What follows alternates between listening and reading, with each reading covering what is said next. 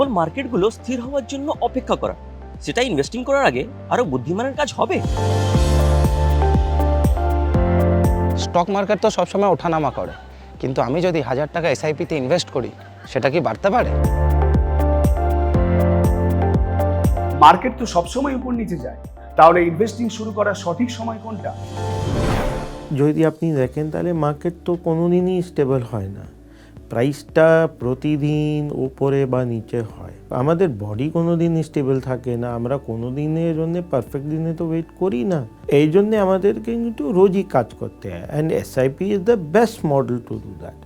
SIP যদি আপনি 1000 টাকা করুন বা 10,000 টাকা করুন বা লাখ টাকা করুন, ওইটা আপনার ক্ষমতার উপরে আছে। এসআইপি টাকা অল্প অল্প করে স্লোলি বাড়ে। এসআইপির এইটাই হচ্ছে কি আমাদেরকে টাইম করার দরকার নেই। আর যেটা কি আপনি বললেন কি মার্কেট তো রোজই ওপরে নিচে হবে, আমাদের টাকা তো স্লোলি লং টার্মে বাড়ে। যদি আমরা অনেক সময় জন্য টাকা লাগাচ্ছি তাহলে টাকা ভালো করে বাড়ে। মিউচুয়াল ফান্ডে বিনিয়োগ বাজারগত ঝুঁকি সাপেক্ষ। যোজনার সঙ্গে সম্বন্ধিত সকল দস্তাবেজ মনোযোগ সহকারে পড়ে নেবেন।